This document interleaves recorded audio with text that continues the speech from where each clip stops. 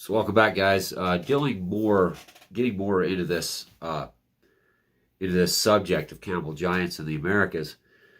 We're kind of straying off that direction. Just so you guys know, this is Cannibal Giants on YouTube, Paranormal Activities and Adventures on Facebook. We're going to kind of be I'm going to be going through this as you go through this. We're going to be kind of exploring. So as if you're sitting here trying to figure out what we're talking about, seeing the other side to history, which I believe was completely hidden by the Smithsonian Institute and other entities throughout history, and those that have written the past for us to digest. This is kind of opening up that door of not possibilities or probabilities, but more of a factual basis of what was here prior to these the colonies and the invasion of Europe into the Americas.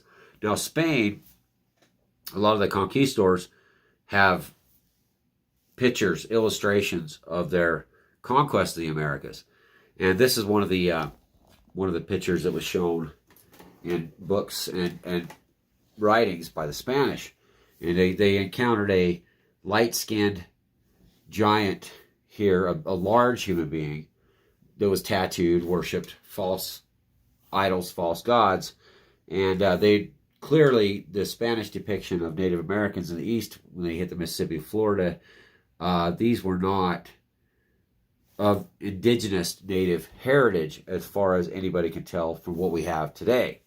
So this is kind of a really interesting prospect, an interesting addition to these giants. You clearly see this giant. This man is taller than the Spanish conquistadors. They explain, they even documented that they're giants of the forest. So these people were possibly Choctaw Chickasaw heritage. The Choctaws, per the Spanish explorers, were 7 feet tall. The men and the women were 6 feet tall, which would kind of indoctrinate the fact that the Spanish did encounter giants when they hit the New World. When they progressed farther north into the Americas, they did encounter tribes that were of giant stature. They're big people. My grandfather was 6'9", very big man, 6'6", 6'9", kind of thing. He was of the same heritage, lineage. That would kind of explain a little more about the giants in America. Now we're going to get into a lot more evidence of the future in the future. Explorers landing on the American shores near Florida and the southeast. Now again, let's kind of show the Spanish depiction of, I believe this was the Choctaw Wars, because I did read a lot about the Choctaw Wars and what went on with the Spanish conquistadors conquering the area. Oh, sorry. I don't know how I'm supposed to do this down in this basement the way it is, but, whatever. I'm trying to get through it. Allergies. Very allergic to dogs. And there has been dogs down here for eons. Cats. So, we can see the obvious size of these indigenous natives of white skin. They're quite a bit taller than the conquistadors. Give or take, they're pretty much the same size here. But the stature on this side, I don't know if this is allied with the Spanish, but they are of very large proportion compared to those. Then you have the army here of smaller people, I believe. Yeah, pretty crazy. They did say that the giants were controlling the masses of small people, smaller tribes that were conglomerated in these cities. In the eastern tribes, they had cities with the giants that were controlling and living with the smaller people they called like a pygmy race, a very small race of people. So that would kind of orchestrate or kind of give evidence to this being a possible fact. Of course, here it shows us here. But apparently the giants were able to be killed by the Spanish guns. So that might have been a new introduction. Running into exactly the same thing. Tall, tattooed, white-skinned cannibals with red or blondish red hair, as well as pictures of cataclysm. Okay, let's go back. This will go back to the LDS religion and the Book of Mormon. Into exactly the same So thing. let's see this. Here's tall, tattooed, white-skinned cannibals. Oh crap! I just did that. Sorry guys, we're gonna have to Get this as well as bigger. pictures of Computer's really cataclysms, slow. tsunamis, Of course, you guys know this. I do not have the ability yet. as well as pictures of Dang it, we gotta go back a little farther. This is disturbing. Very, very disturbing. So, in this depiction, they're killing and cutting off the body parts of those that they killed. And, of course, scalping. But they're, probably not be the best part of the person to eat, but you get the picture. This is the depiction by the Spanish that these cannibals would kill and eat the dead. So, pretty gruesome. Pretty gruesome. They're also using, looks like here's forged steel in this depiction. But, yeah, they're dismembering the humans that they had killed. And it kind of would be an idea that you'd probably want to eat less of the main body parts of the people you killed. White-skinned cannibals with red or blondish red hair, as well as pictures of cataclysms and tsunamis. Yeah. Could these, in fact, be the same race of... So, yeah, we'll see the height difference of these people that they're depicting to the Spanish. Yeah, similar in height there. I don't see quite the robust height that I've seen in several other pictures. Giants that the natives described? Why haven't we been told about any of this in our school books? The natives claim these giants excelled in art, mining, and architecture that are way beyond anything we can achieve today. Yeah, maybe. Could they have been responsible? It sounds like what I heard about the Lovelock Caves. For the massive structures and artifacts we find worldwide? I don't think the massive structures, honestly, are a part of that. My opinion of that is, I do think there's a massive, the former Earth level before the flood, you can see easily because of the erosion that's happened and the massive alluvial beds that are throughout our valleys. The original valley level was much, much lower than where we're at, especially here in Cedar City, Utah, in Parowan, Paraguna. That it's all alluvial gravels. The Wawa Range, Indian Peaks Range had completely eroded out due to the water. Once the earth was flooded, these mountains sloughed off, and the original level of the giants was much, much lower in the valleys than what we're at now. Known as Tartarian Antiquitech. Could they have been the ones wiped out in the great mud floods of the early 1600s? And again, mud floods of the early 1600s. Let's kind of think about that. What was the mud floods of the early 1600s? So let's check out the mud floods of the early 1600s and find out what's going on. 1600s. Let's see any documentation on this on Google. Mud floods conspiracy, mud floods theory, mud floods and Silent City, 1607 Bristol Channel floods, cloudburst in Utah, 1858 to 1938. Well, that's pretty cool. Cloudburst. Well, whatever. Let's say Tartaria in the ancient civilizations. Floods of mud. So that's kind of a conspiracy theory. I do believe there's been numerous mud floods. In the early 1800s, we're told that pioneers in covered wagons went out west with minimal belongings and their families and decided to stop off, mine huge quarries of copper and stone, and litter the Americas with enormous Roman Greco megastructures with 20-foot high doors and architecture that not even master stonemasons could design or build today, let alone pioneers in covered wagons with basic tools and supplies. Yeah, that's kind of debatable. That's we've seen what the founding Mormon families could do here in Utah and Salt Lake and build the temples. So, that's not what I'm really getting at, because what I've seen in the other video I posted on Facebook through Utah Paranormal Adventures, they talked about the massive structures that's been found with stones in Egypt and all across Europe, and Stonehenge that could not be possibly moved by humans the size they're at. These things are gargantuan. They've uncovered walls that were just massive. So Is it possible they found and dug out these massive structures in the mid to late 1800s? I don't know. Rather than built them?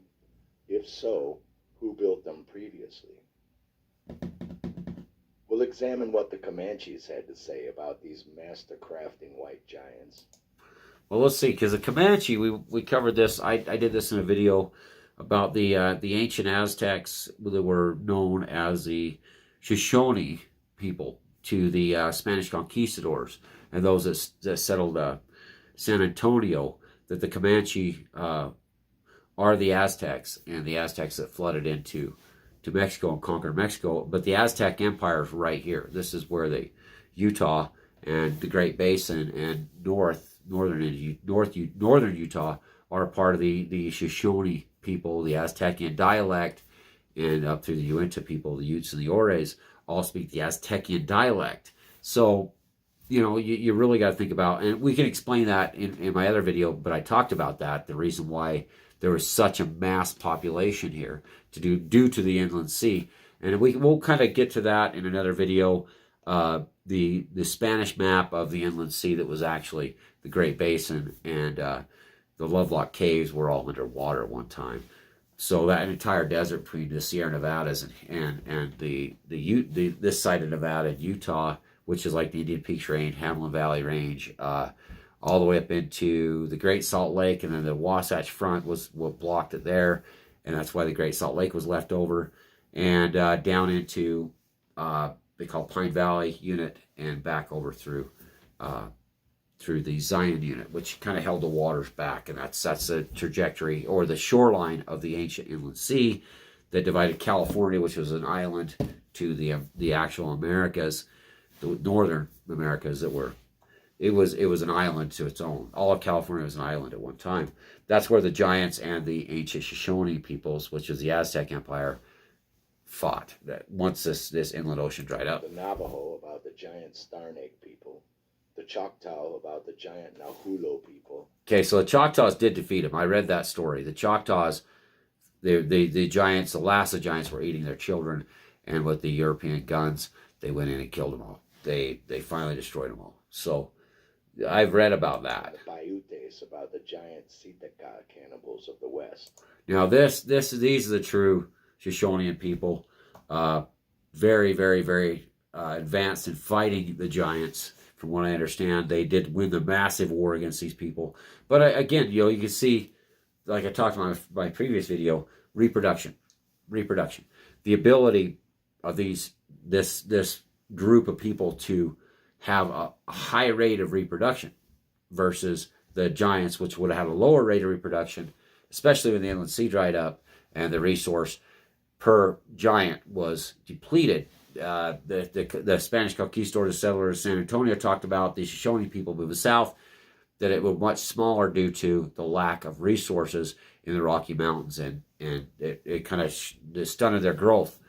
But that they are not the people that were originally inhabiting San Antonio, by the way. Those people were documented as very small, very, very small people, which we'll get into hopefully in the future about the group that was out here at Rush Lake, north of Cedar City, that I was told to by a full-blood native lady that's an elder, told me about the tribe of little people who were out here by Rush Lake. And, those people disappeared along with the majority of those that were in Texas and northern New Spain.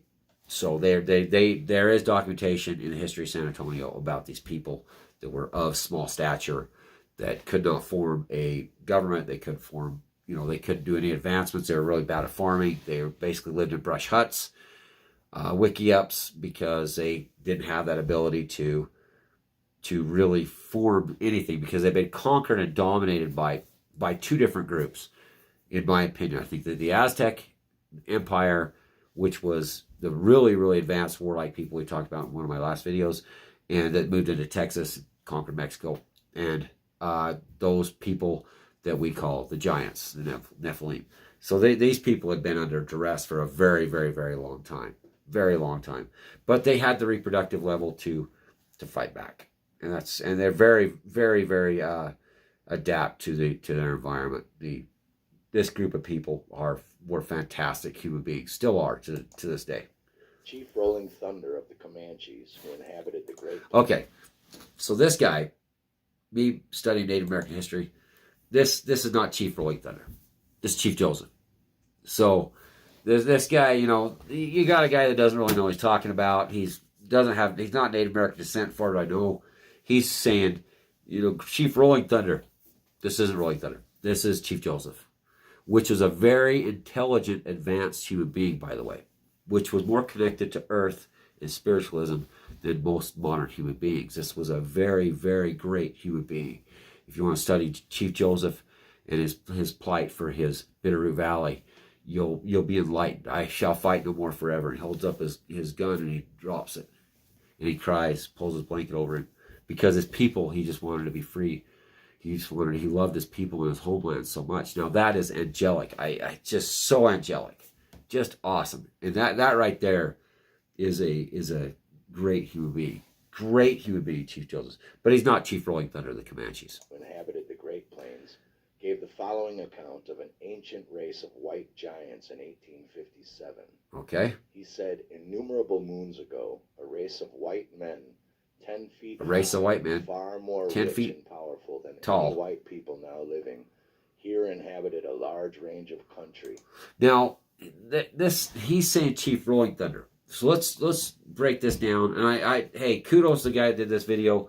Let's see what Chief Rolling Thunder. I believe that's going to be more of a Paiute, which is the ancient Aztec people, which is basically the Comanche. Okay. ER. Account. Oops.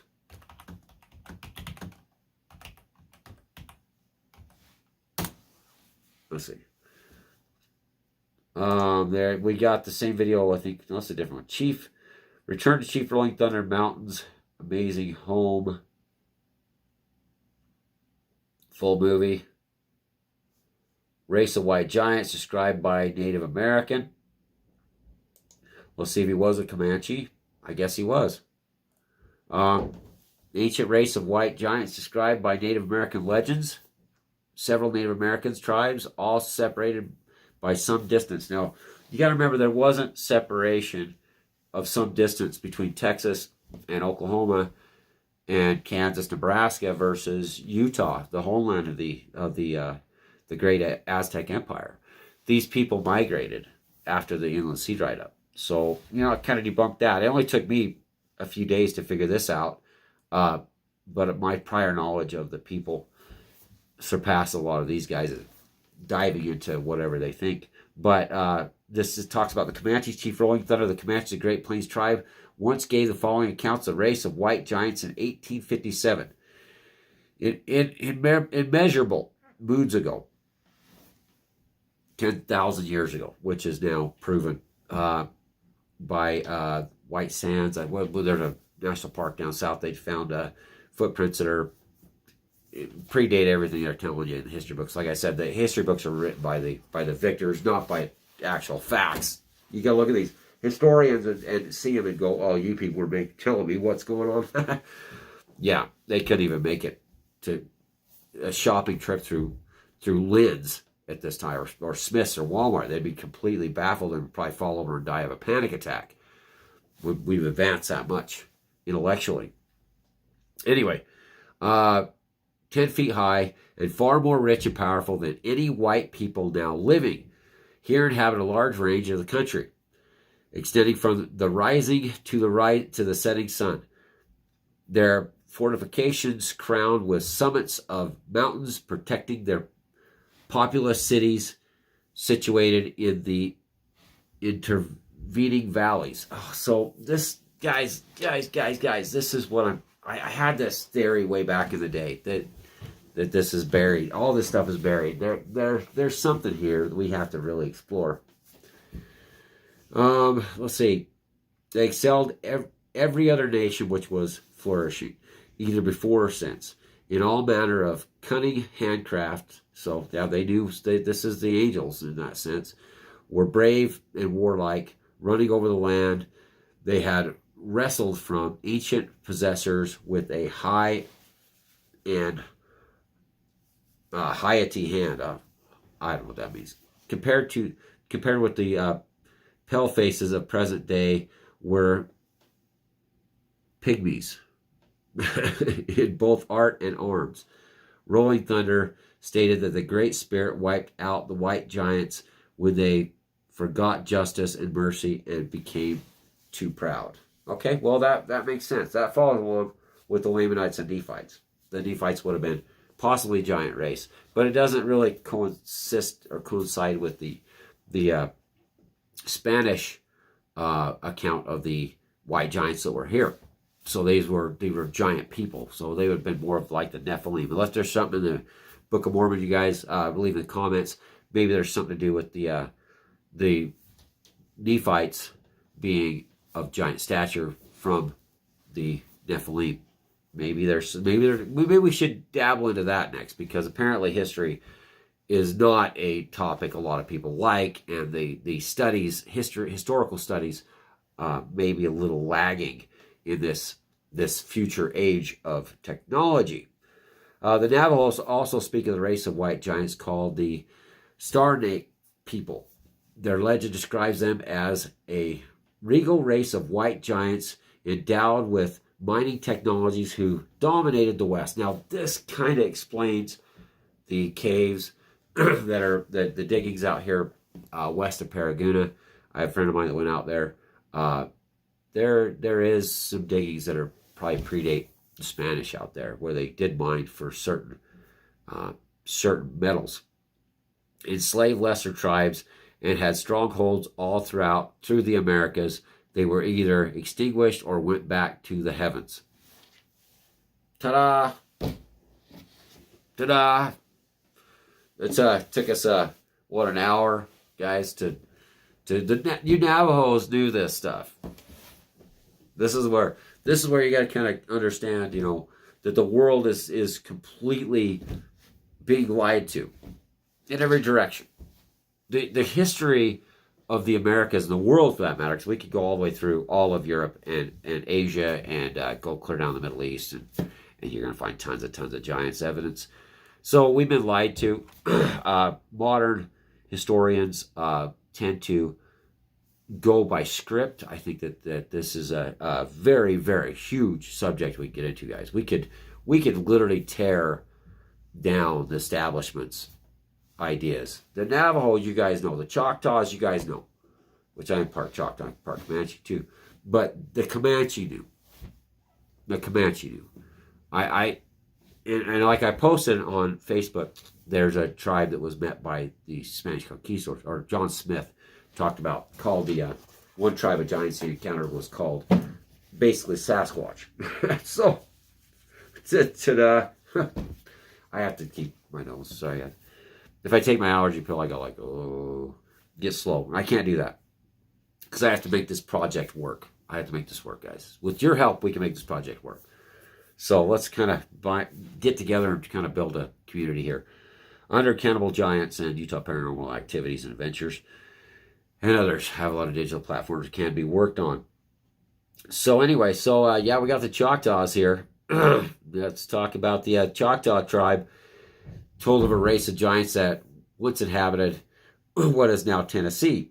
Their ancestors fought against them when they arrived in Mississippi during the westward migration. Their traditional talk of the Nahulu, their name for the giant race and their wonderful stature. Well, yeah, I think they were still there when the Spanish started exploring the Mississippi and Florida. They were still there, guys. They may have been lesser, bred down into the human race, but with the height, stature kind of disappearing, and threw away the technologies, which would be a good way to be favored, be in God's favor, was to throw away the technology, throw away the writing that was taught by my last video, taught by the demons, the fallen angels that took daughters of men, so as their wives. So they brought the fallen, 200 fallen actually brought reading and writing to mankind, which, understanding spiritualness, throw that away is what they're saying. That's what they did. And anyway, so the Choctaws did defeat them. I did read that story about that. Manta. According to the Manta people of Peru, there were once giants that lived among them. According to that goes to the Spanish legend when they were going north into North American, expanding north in North Spain. they actually encountered cities with the small people, the small tribes being dominated and controlled and ruled by the giant people. So two different races here, according to their legend. Now we don't know if they ate those people. I'm telling you, and this probably goes to Mesa Verde, the cannibalism down there. This could be this could get so deep, so deep into reality that it would hurt you. It'll probably hurt people next to you when you know the truth. The more we dig. Anyway, the arrival on the coast and boats made of reeds. So the Peru Manta people talked about their legend. The giants arrived on their coast in boats made of reeds, as big and as large as ships. And that kind of talks about the first boats that were in the Middle East. Yeah, a party of men of such size that from the knee downward, their height was as great as the entire height of an ordinary man. Now remember, there was a race of small people here in the Americas, which has been proven even through the Spanish diaries. There was very small people inhabiting certain areas, certain parts of western U.S., which is prevalent today. Very, very low height. So that's the two different lineages that were here. Anyway, so you're just talking from the knee down there as tall as people. So it could be an exacerbation of the first arrival of first white men here. But then again, I really don't believe that the native people exaggerated. I think that the natives of America had learned their lesson about lying. That's one thing that they didn't understand. They called Indian giving was a derogatory term given to Native Americans, but they didn't realize our traditions was to give a gift. The Cheyenne dog soldier war chief would keep nothing to himself, and everything was for his people. He'd give away his most prized possession, and you'd give her a gift in return. That's the gift of giving. It's these material things mean nothing in a spiritual being's life. I kind of live the same way. I don't like the monetary system. I have certain things that I need, but I really am not that type of person. More of a spiritual person, an indigenous belief of the Americas, and that angelic belief where possessions didn't matter as much. Anyway, so the great height and ordinary man, though might be of good stature, their limbs were all in proportion to the four. Okay, so we talked about this. The limbs were all proportionate. There was no disproportion throughout the body of the giant. Monstrous things to see was their heads. Okay, so let's see. Their bodies, and it was a monstrous thing to see their heads with their hair reaching to their shoulders. Their eyes were as large as small plates. The natives believed that heaven wiped them out due to their sexual habits, which the natives found revolting. So we have a connection now. Again, biblical Book of Enoch, which we covered in part 1, and now the sexual habits and the things that were taught to the humans that caused the flood, and the corruption of flesh that caused the flood, where God wiped out the Canaanites. So now we have a connection biblically that they were taught these things that were locked in the heavens, and one of them was sexual habits. There you have it. There you have it.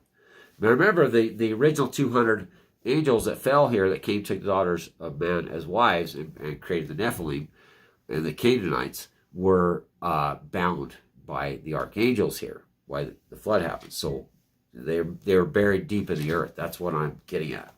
And the floods helped solidify that and bury them deep underneath what we call the actual level now, which is prevalent all over. Anyway, so that's where the connection is, the manta to the Bible. The manta to the Bible. Let's just connect those two about that. The Paiutes have an oral legend of red-haired white cannibalists that stood about 10 feet tall and lived near the Lovelock Cave, Nevada. Now, this is the later explanation. There wasn't some theory that they did have a massive, massive war prior to the Lovelock Cave and the last of the giants being wiped out, which I do believe, because there was recovery over and over again of artifacts that show giant stature of man, slippers or shoes or whatever, all that stuff, what do you want to call them. So anyway, and just normal-sized cannibals that lived near Lovelock Cave. Okay, the Paiutes have An oral legend of the white cannibal stood about 10 feet tall, lived near the Lovelock Cave, Nevada. It's hard to know for sure if this oral tradition is true or if the truth has been distorted over time and these were just normal-sized cannibals that lived near the Lovelock Caves. They were supposed to be able to catch arrows in mid-flight. I really don't think. I don't know. I don't know. That this website's actually given. This is a daily odd stand and I don't know, WordPress.com. These guys may have a different take on this. Some similar Pite legends feature the same story, just without the giants. Archaeologists have found remains of people with red hair in the area, but black hair can turn red with time. At this point, I really think that statement right there, given that the other tribes have the oral history passed on, remember, because writing is demonic. I'm sorry, guys, but being a writer, and I can't write to save my life. It's not from trying or, whatever, not trying. I just can't write or spell. It's just, it's not it here. It's a difference between being angelic or being, connected to the earth in a sense. I think artistic is what I not say autistic. Don't bring that up. But artistic. I'm more artistic. And I do have a form of autism. I have autism. I have a lot of stuff like that. Neurological issues. I think, yeah, so we get in on another day. But, being dumb isn't being able to write because, studying the Bible and understanding that and the fallen angels, I really don't care that I am not the greatest writer in the world. So apparently there's a connection between the fallen angels and writing. Anyway, but look where we're at because of writing. So thanks for watching, guys. We're at 31 minutes. This is episode 2 on this series. We're going to continue throughout the day on giants, cannibal giants. And thanks for watching.